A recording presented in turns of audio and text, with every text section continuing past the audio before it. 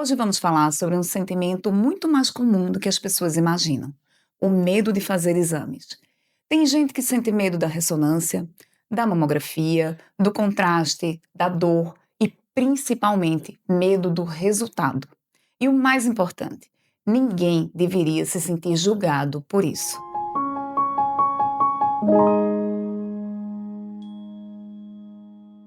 Minha primeira convidada é radiologista, especialista em diagnóstico por imagem e faz parte da equipe do Lucilo Ávila há mais de 10 anos. Além de ser uma das minhas melhores amigas, é também meu braço direito na equipe. Tenho muita sorte de tê-la comigo nessa caminhada. Seja muito bem-vinda, doutora Viviane Medeiros. Obrigada, Mirella. É um prazer estar aqui. Meu segundo convidado é psiquiatra e psicoterapeuta, mestre e doutor pela UFPE, com foco em saúde mental da mulher. Foi professor da Federal, presidiu a Sociedade Pernambucana de Psiquiatria e é preceptor de residência em psiquiatria no Hospital das Clínicas da UFPE. Com uma trajetória extremamente respeitada na área, é autor de mais de 100 artigos científicos e 4 livros. Uma grande referência quando falamos sobre saúde mental. Muito bem-vindo, doutor Amaury. Ô Mirela, eu fico super agradecido por ter sido chamado, meu nome ter sido lembrado para esse importante bate-papo. Eu acho que pode ajudar bastante as pessoas. Então, o medo geralmente começa dias antes do exame, né? A pessoa começa a evitar ou adiar por muito tempo. Isso pode piorar mais ainda a ansiedade. Olha, o medo é algo que é normal diante de exames, né? Ninguém vai fazer um exame de imagem se está tudo bem. Então, normalmente, o que acaba acontecendo é que se houve uma suspeita de alguma coisa, se solicita algum exame de imagem, sobretudo se você pensar em ressonância, em tomografia. Então, naturalmente, surge uma incerteza. E, de alguma forma, a gente não gosta de viver na incerteza. A incerteza provoca ansiedade. A nossa cabeça é uma máquina de predição. Ela fica tentando pensar o que é que vai acontecer depois. Ela precisa de uma certa previsibilidade para que a gente consiga tomar decisões que sejam mais assertivas. Quando surge um exame, surge a dúvida, né? Qual será o próximo passo? Qual será o resultado desse exame? Isso naturalmente gera um certo mal-estar, um certo desconforto. Doutora Vivi, na sua rotina, o que você mais percebe, o que você mais vê no paciente que chega com medo de fazer exame e o que você faz para tentar ajudar? Mirella, na rotina, a gente vê absolutamente de tudo. Mas existem dois padrões clássicos de paciente que eu queria trazer aqui, que a gente tem que sempre observar. É aquele paciente que, na porta, antes do bom dia, já olha para você e diz: doutora, faz 2 dias que eu não durmo.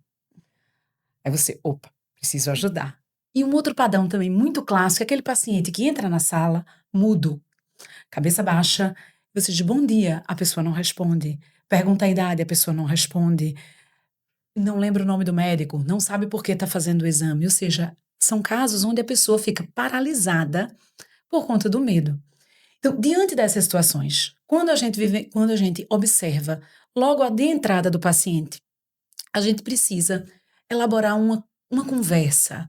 Essa conversinha que a gente tem antes do exame começar, porque eu costumo dizer que o exame de ultrassom ele não começa quando a gente coloca o gel na barriga do paciente. Ele começa muito antes. Quando você pergunta o nome do paciente, o motivo de estar fazendo ali, e de forma clara pergunta: você está com medo? Medo de quê?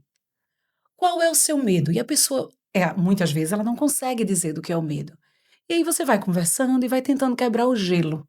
É dessa forma que a gente vai absorvendo os medos dos pacientes na rotina do ultrassom. E você já viu pacientes que chegam extremamente ansiosos e depois, poxa, nem foi nada demais. Ah, é a grande maioria. Com certeza, isso aí é o dia a dia da gente, é a grande maioria. É aquele paciente que chega com um nódulo palpável na mama, você vê uma lesão benigna, um cisto mamário que não tem nenhum problema, a pessoa vai normal para casa, então ela desaba de chorar, agradece pela atenção, agradece por tudo isso. Na verdade, a grande maioria dos pacientes, do medo que os pacientes trazem para a radiologia, a gente consegue desarmar a partir do acolhimento. Mas para isso ele precisa chegar na clínica para fazer o exame. Só que, muitas vezes, a pessoa vai adiando, adiando. Isso parece, Amaury, que vai alimentando o medo, né? Vai piorando a situação e você vai adiando aquilo ali E a sensação, eu acho que a percepção é que vai aumentando muito a ansiedade. Que estratégias você imagina ou sugere que possam ser feitas num contexto com uma pessoa que sabe que está adiando o exame, que precisa fazer e está com medo? É, e essa coisa de adiar é exatamente um critério que a gente usa para saber se a ansiedade está sendo uma ansiedade normal, separando de uma ansiedade que seja mais patológica, que seja mais fora do comum. O adiamento do exame gera uma falsa sensação de segurança. O que é que acontece? A pessoa está muito ansiosa, muito angustiada, aí liga, adia o exame, aquela ansiedade diminui. Então é como se o cérebro aprendesse que aquilo ali funciona, ou seja, adiar realmente me leva a ficar menos ansiosa. Só que depois gera-se uma nova ansiedade, porque a dúvida ela persiste. E a culpa? E a culpa, porque a pessoa sabe que precisa fazer aquele exame, porque a pessoa valoriza procurar os dados relacionados à saúde. Então, na verdade, sempre que chega um paciente para mim, eu procuro dizer para ele uma lição aristotélica, porque não sei se vocês sabem, mas Aristóteles estudou as virtudes, e uma delas é a coragem. E a coragem não é a ausência de medo. A coragem é você fazer mesmo com medo. Então a ideia não é eu estou ansiosa, então não posso fazer o exame. A ideia é eu estou ansiosa e vou fazer o exame mesmo assim. Então a melhor alternativa que a gente tem quando a gente está com muito medo de alguma coisa é o enfrentamento. É o enfrentamento corajoso daquela situação. Porque o exame ele pode revelar alguma coisa que seja muito desagradável, que vai me exigir uma necessidade de adaptação tremenda, mas pode ser exatamente que vai me aliviar dessa ansiedade toda. Então, para aplacar essa incerteza que me gera ansiedade, é melhor ter alguma certeza, né? E o exame traz isso. Na maioria das vezes, o sofrimento é muito maior na imaginação do que durante o exame em si. Vamos tentar desmistificar. Vivi, a ressonância talvez seja um dos exames que mais assusta, né? O paciente tem medo de tantas coisas que podem acontecer naquela sala, até muitas fantasias, mas realmente coisas reais. O que é que tanto assusta nesse exame e o que é que pode ser feito para melhorar? É.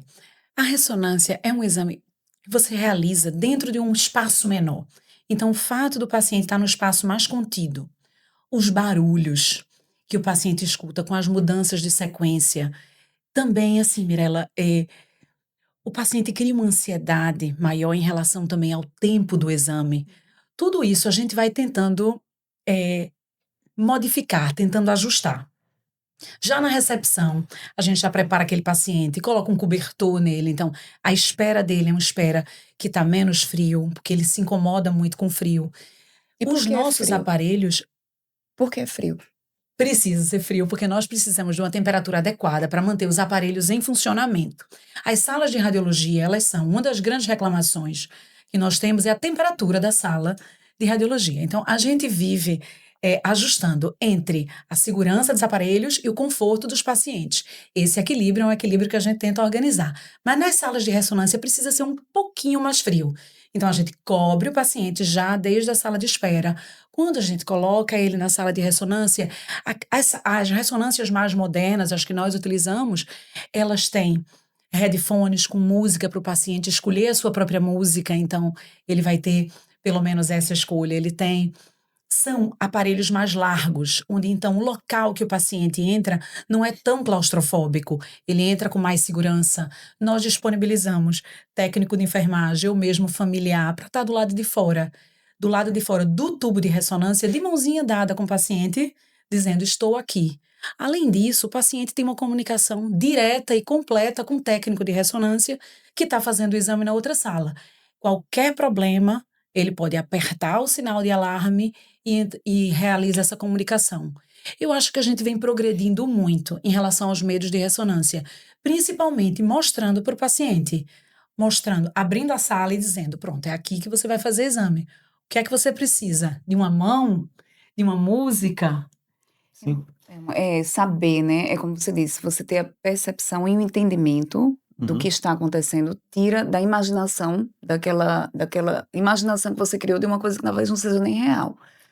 E Perfeito. aí vem a história da fobia. O espaço da ressonância traz muita ansiedade e muita angústia em pacientes que não conseguem ficar, muitas vezes, dentro de um tubo, de um espaço fechado, mais apertado. Sim. Mas por que o cérebro interpreta como a situação de fobia? A gente tem que lembrar que o nosso cérebro ele foi preparado para viver naqueles tempos de caçador-coletor, né? Foram milhões de anos versus 10 mil anos de civilização. Então, nós somos preparados para tentar sobreviver. Essa é a prioridade do nosso cérebro, ainda baseado naquela época. Então, o que é que acontece? Dentro de uma ressonância magnética, como tem a imobilização, toda situação de imobilização dispara a amígdala, que é uma região cerebral responsável pelo preparo para a fuga ou para a luta. Então, na hora que ela dispara, a pessoa começa a ter taquicardia, começa a ter sudorese, começa a ter tremores, a respiração começa a ficar mais difícil, então a pessoa começa a ter uma sensação de falta de ar. E aí tudo isso pode ocorrer até antecipadamente, já em saber que vai ficar na situação de imobilização. Sem contar com a sensação de que estou fora do controle, né? Então, tudo isso gera um medo que é acentuado. E aí facilita muito, quando a pessoa sabe o que é que vai acontecer, ela pode ter uma chance de desmistificar, porque de fato tem inúmeros estudos mostrando que não só em relação a exames, mas até em relação a outros eventos de vida, muitas vezes o que a gente imagina que vai ser e as reações que a gente imagina que vai ter diante de uma situação adversa são menores do que quando a gente passa realmente pela situação. Agora ajuda muito quando a gente se prepara para isso. Se a pessoa já sabe que tem uma fobia, e o que é a fobia? É um medo desproporcional ao perigo que determinada coisa representa, e um medo a ponto de fazer com que a pessoa se esquive sistematicamente daquela situação, vale a pena a pessoa ter algumas sessões com algum psicólogo que trabalha com terapia cognitivo-comportamental para aprender alguns mecanismos, por exemplo, de relaxamento muscular, por exemplo, de respiração, de uma certa reestruturação dos pensamentos quanto ao que está acontecendo naquele momento, e claro, perder a vergonha do medo. Eu digo para meus pacientes, olha, chegue lá na clínica e diga assim, olha, eu morro de medo de fazer exame. Porque isso já faz com que você se distensione, sabendo que as pessoas vão ter, Uhum. geralmente, uma atitude mais empática, sabendo que a pessoa tem alguma dificuldade. E alguns pacientes, Mirella, é interessante, a gente pode até usar alguma medicação que possa relaxá-lo, ajudar a relaxar naquele momento, mesmo sem necessidade de intervenção anestésica. Excelente. A gente tem, no nosso dia a dia, a gente maneja isso o tempo todo, né? Sim. E nós temos cada vez tentado usar mais artifícios de conseguir trazer com que o paciente faça o exame sem realmente precisar fazer uma sedação. Aham. Dar um paciente uma ressonância hoje, a gente considera como exceção, porque esses riscos, é um exame que fica ruim, um exame que fica super mexido, né? Então a gente tem usado bastante, eu acho que várias das manobras que a gente usa já são lá dentro, mas um paciente que consiga se preparar fora ou antes mesmo de chegar para fazer o exame é um espetacular, né? É o melhor dos mundos. Então, ainda tem medo também, a gente falou da ressonância, porque é geralmente um exame que traz muito, né? A ansiedade toda vem.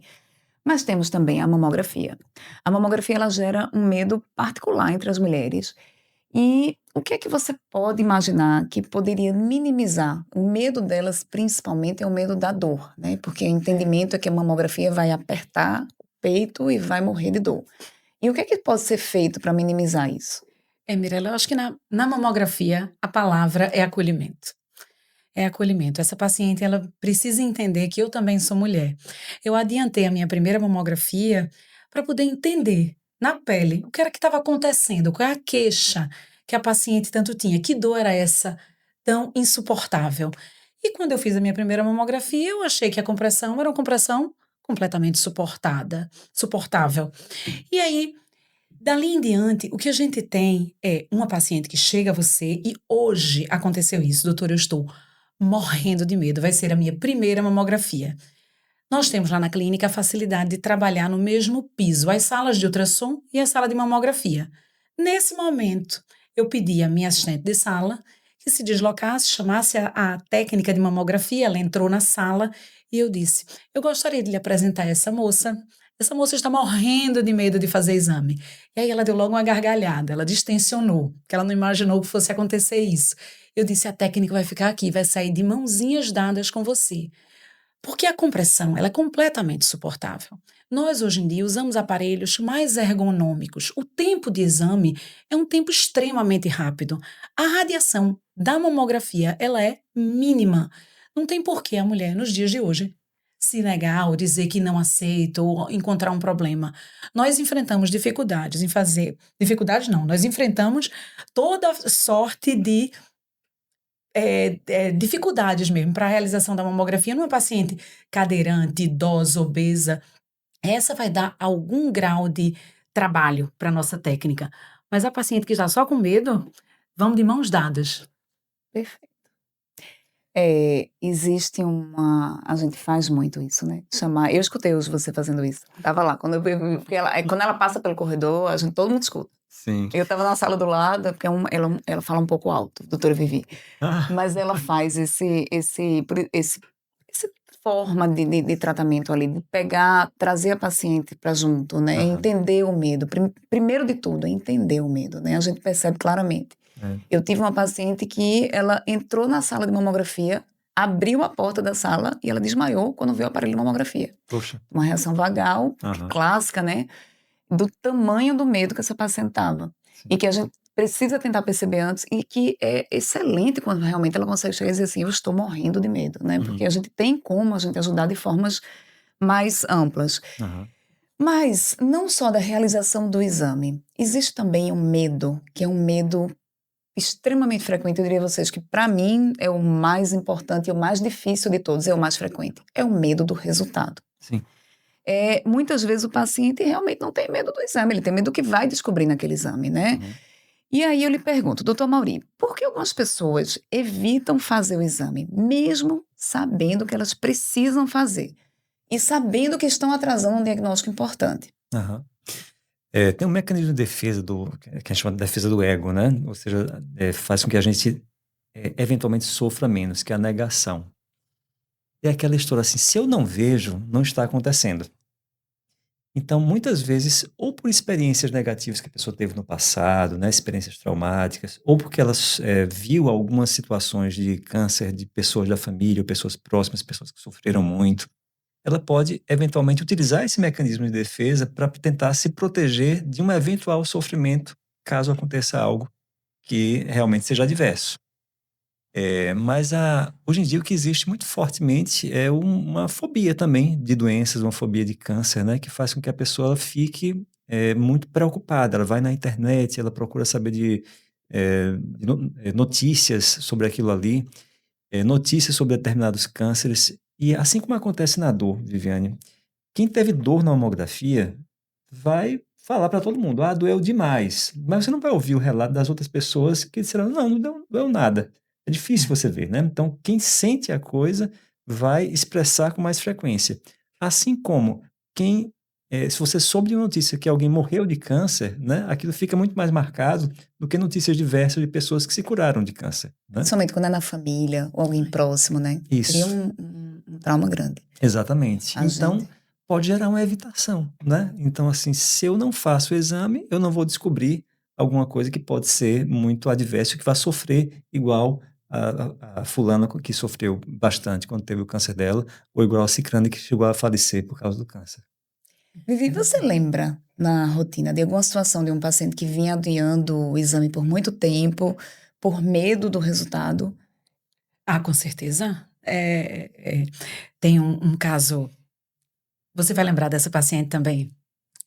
Ela disse assim, eu só estou aqui porque minha irmã me obrigou. Aí eu vi. Aí eu disse, tudo bem, eu vou começar o seu exame. Ela tinha uma mama de um tamanho e uma mama 4 vezes o outro tamanho. E ela, doutora, eu sei que eu vou morrer. Aí eu disse, vamos por parte. Todos nós aqui vamos morrer. Calma. Deixa eu tentar começar a lhe examinar. E lhe dar... Bem, no fim das contas, era um tumor mamário benigno, de crescimento extremamente rápido. O desfecho foi positivo para ela e ela ficou morrendo de vergonha.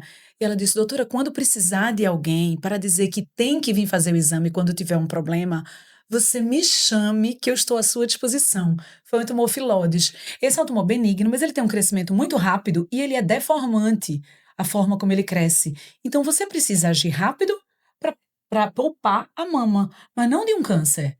Não é? O problema não é o câncer, o problema é a questão estética que vai gerar assim. Essa paciente, ela mostrou tanta felicidade pelo resultado que eu me lembro demais desse caso. Verdade.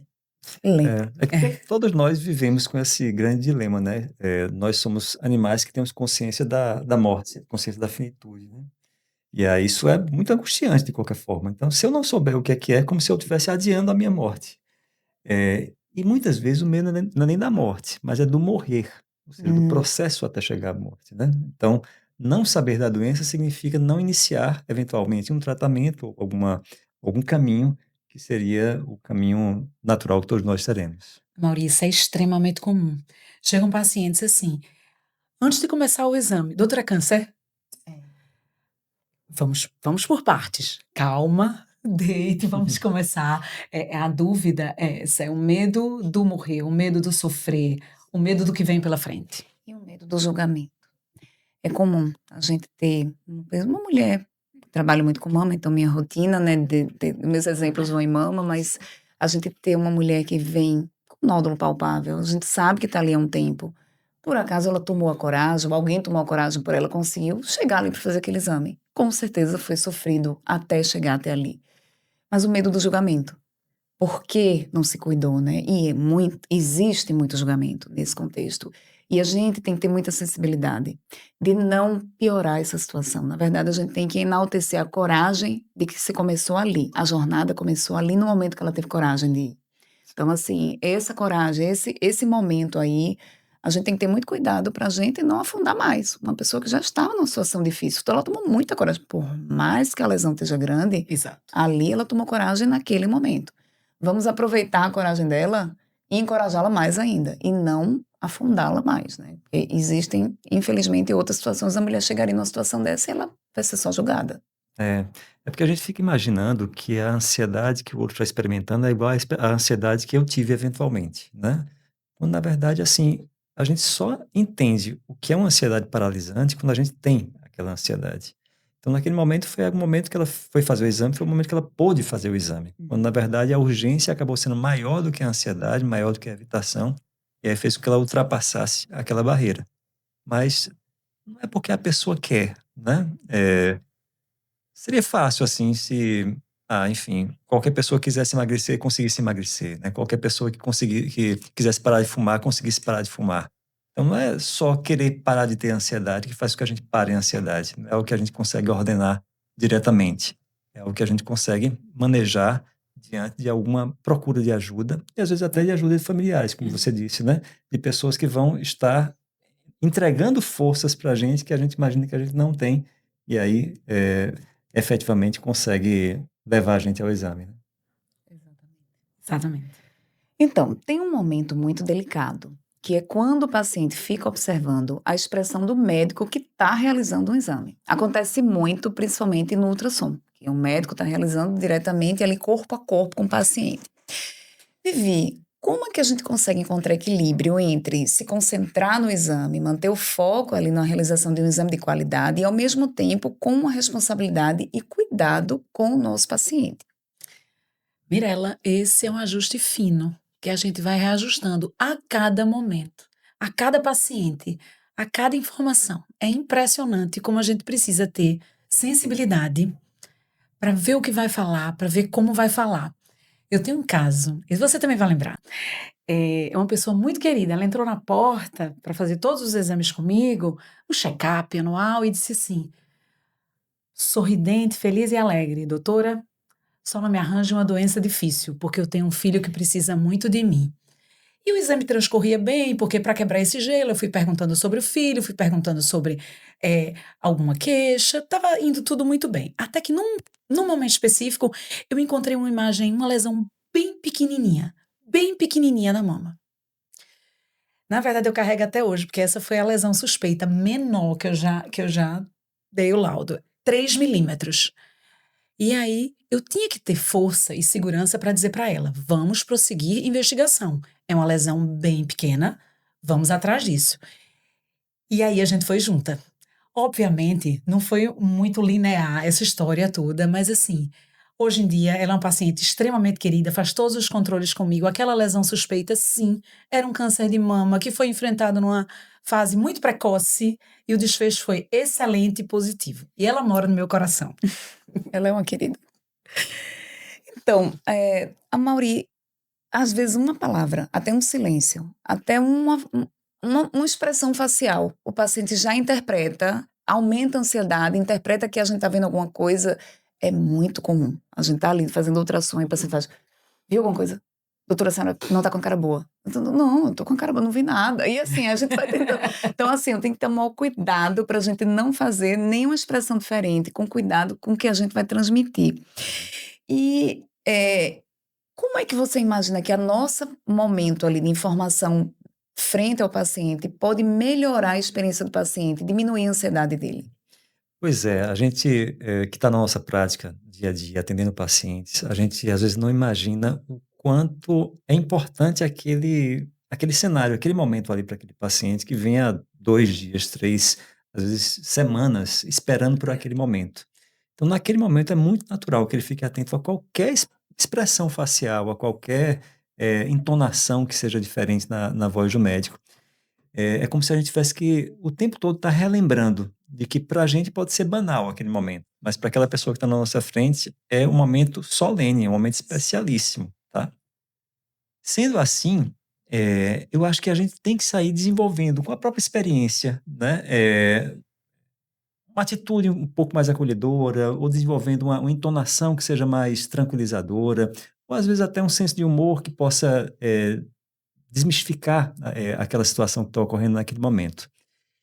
E aí, infelizmente, a gente vai ter que lidar com algumas situações onde a gente vai ter que dizer alguma coisa que vai ser difícil, de fato. E aí, Mirela, tem alguns protocolos que são muito úteis de a gente ler para se informar de como você vai fazer comunicações difíceis. Uhum. Porque quem está na ultrassom vai acabar precisando, né, ser essa pessoa que vai estar na linha de frente da notícia para o paciente. E aí é importante saber como fazer isso e também é importante saber como ser continente diante do sentimento do outro. E essa é uma tarefa que não é tão fácil. Tem gente que consegue fazer isso intuitivamente ou com a sua experiência, né? Mas às vezes entender um pouco de como é que funciona um protocolo específico pode também ajudar em termos técnicos de como conduzir a situação. Esse é eu diria que é um dos maiores desafios Sim, dentro eu acho que da humanidade mesmo, né? A gente, o médico do ultrassom, ele tá corpo a corpo, não tem nenhum sentido que esse médico não converse com o paciente, ele precisa dar uma notícia. Eu já vi alguns serviços que dizem assim, não, o médico não converse com o médico, ele está concentrado no exame e parece que o paciente realmente assim receba seu laudo e leve para o seu médico, quem vai dizer é ele. A gente tem essa responsabilidade. A comunicação nesse momento é muito importante. Eu diria que eu brinco dizendo que a gente vai dar um diagnóstico de câncer, nem que eu diga de uma forma bonitinha, eu falo para o paciente, mas você vai sair daqui ciente de que tem alguma coisa que precisa tomar uma ação. Mas a forma como a gente vai conduzir essa notícia, ela vai mudar completamente daquele ponto em diante, como ela vai assumir o diagnóstico, o tratamento e essa jornada. Então a gente tem muita responsabilidade. Ao mesmo tempo, não transformar uma pessoa saudável num doente, fazendo um check-up. No check-up a gente acha vários achados irrisórios, né? Incidentais, que a gente chama, um cistinho, uma coisa que não vai mudar nada de geral. E muitas vezes o paciente sai com a percepção que está extremamente doente, com achados que nem merecem. Então a gente tem que ter muito cuidado. é. Esse é um treinamento diário, é experiência, é maturidade. Eu vejo que existem hoje muitas mentorias, tem formas de você conseguir fazer, e que isso não vai ter tecnologia, não tem inteligência artificial, nem nenhum aplicativo que você vai conseguir usar para resolver. É o humano que realmente tem que ter a empatia e o acolhimento. Então, a tecnologia traz para a gente diagnósticos espetaculares, mas sem dúvida nenhuma, o acolhimento, a percepção da gente nessa sensibilidade no diagnóstico, ela é, acima de tudo, é o mais importante. Você falou a palavra sensibilidade também, né? Porque a gente sabe que mesmo os protocolos para você dar uma notícia difícil, aquilo ali é técnica, né? Na verdade, ali é o encontro entre dois humanos. E para vocês que são radiologistas, eu acho que é particularmente desafiador, porque às vezes é a primeira vez que você está vendo aquela pessoa. É diferente do mastologista, é diferente da ginecologista, que já conhece aquela pessoa, às vezes já entrou em contato com familiares, já tem uma ideia de se a pessoa já tem uma ansiedade prévia, se tem uma Até onde ela depressão prévia, suporta, né, mano? até onde ela vai suportar escutar naquele momento, né, aquela notícia. Então, é como se você estivesse ali numa fração de poucos minutos, É verdade. ter essa ideia de qual vai ser a forma mais adequada de dizer para aquela pessoa, né? Mas, Amaury, uma coisa que a gente faz sempre no nosso dia a dia do trabalho é o seguinte: dentro dessas situações é a conversa assertiva, palavras claras, e aí o envolvimento, a disponibilidade sua, como médico radiologista. Eu dou o meu telefone pessoal e digo: eu vou lhe ajudar a marcar o seu exame. Você está com alguma dificuldade? Quem é o seu médico? Deixa eu ligar para o seu médico para ele encaixar o seu retorno. Você precisa de ajuda na biópsia? Então a gente ajuda na marcação da biópsia. Então, assim, saio do meu lugar Uhum. e entro em outro lugar e fortaleço esse tripé tão importante Sim. na radiologia, que é médico solicitante, paciente e radiologista. E eu acho, Lela, que a gente vem sendo cada vez mais solicitados a fazer parte dos cuidados do paciente. Como você estava dizendo, paradoxalmente, a chegada da IA, como ela chegou, mudando a vida da gente, e ao crescimento da tecnologia que a gente vê aos olhos vistos, a gente é cada vez mais solicitada a sair da sala, ligar para o médico solicitante, se disponibilizar com o paciente, explicar, juntamente com o médico solicitante, quais são as próximas etapas. E eu acho que é isso que a gente está fazendo aqui hoje. E é isso que é tão bom na radiologia. A gente vem saindo da sala escura e vem se colocando em outro lugar, no lugar realmente de médico. Isso é ser humano. Ser humano. A verdade é essa. Eu acho que, para a gente, na nossa experiência, a gente fala muito, a inteligência artificial trouxe para a gente a oportunidade de ter mais tempo de qualidade com o nosso paciente, de poder ter mais tempo de ligar para um médico solicitante e conduzir um caso. Porque os laudos hoje são mais ágeis, com as tecnologias, inteligência e os softwares, mas isso deixa para a gente um pouco de tempo de qualidade. Então, assim, a verdade é que a jornada do paciente tá melhor, tá muito melhor. Mas também, ao mesmo tempo, você tem que juntar a tecnologia, a inteligência artificial com o ser humano, com a essência, né, do ser humano, do cuidado, exatamente, da empatia. E aí você dá um exemplo perfeito, Viveu. Por isso que eu lhe trouxe aqui hoje. Outro dia eu escutei um professor meu falando o seguinte, ele estava numa sala onde estava discutindo inteligência artificial, dizendo: os médicos todos vão ser substituídos pelos robôs. Aí alguém disse: de fato, alguns vão ser substituídos pelos robôs. Os primeiros serão aqueles que parecem mais com os robôs. Isso. Excelente, Exatamente. excelente, excelente, É isso excelente, aí. excelente. A gente usa a tecnologia e a IA no nosso dia a dia na radiologia. Hoje, o tempo de exame de uma ressonância, ele é encurtado por conta de um software de IA que já está incorporado ao aparelho de ressonância e que faz com que isso seja mais rápido. No meu exame de ultrassom, eu uso a IA também dentro do aparelho de ultrassom, mas nunca vamos deixar de ser necessários. Uhum. Não é, o paciente, ele não quer ouvir, não quer ser abraçado por um computador, ele não quer ouvir de um computador, ele quer ouvir de uma pessoa. Ele quer ouvir de uma pessoa. Se precisar de qualquer coisa, me ligue. É olhar. É olhar. Entender que ele não está sozinho, que tem um parceiro ali, né? Sim. Então, a conversa está maravilhosa, mas vamos precisar finalizar. Doutor Amaury, qual conselho você daria para alguém que vem adiando o exame há bastante tempo e com ansiedade extrema? Fala para gente, uma mensagem final que você gostaria de deixar. Olha, a gente tem que entender que a nossa mente, ela é uma ferramenta que nos ajuda a sobreviver, né? Sendo assim, ela é uma máquina de produzir sentimentos, de produzir pensamentos, de produzir avaliações, comparações, etc. Mas é como se a gente não precisasse comprar todas essas avaliações, todos esses pensamentos. A gente tentar identificar quando é que ela está fazendo alarmes falsos, quando é que ela está produzindo pensamentos que colocam a gente contra o caminho que a gente acha que deve ser necessário. Então, nem todo pensamento reflete a pura realidade. Nem todo pensamento faz com que a gente tome decisões que são as mais vantajosas de fato. Então, é como se a gente tivesse que detectar. Feito aqueles e-mails que a gente recebe, eventualmente a gente olha para uma e faz assim: poxa, esse daqui deve ser golpe. Esse daqui eu não vou abrir. A gente tem que saber o que é que a gente quer. A gente quer investir na saúde, a gente quer investir nos melhores resultados para o nosso corpo. Então, sendo assim, se eu estou dirigindo o carro, mesmo que alguém diga assim, vá pela direita, se eu sei que é pela esquerda, eu vou pela esquerda, né? Mesmo sentindo ansiedade. Então, a ideia é trocar o mais, né? Eu quero fazer o exame, mas eu estou ansioso. Lembra, eu quero fazer o exame e estou ansioso. E vou fazer assim mesmo com ansiedade. Vivi, e o que você gostaria de deixar de mensagem aqui pra gente? E todo paciente soubesse antes de entrar numa sala de exame.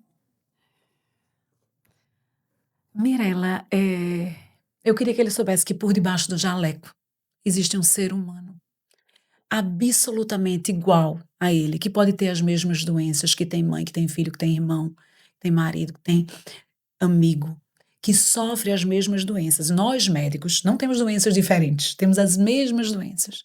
E aquele lugar, a sala de exame, é um lugar onde você pode entrar e colocar o seu medo para fora. Seu medo vai ser acolhido e vai ser redirecionado.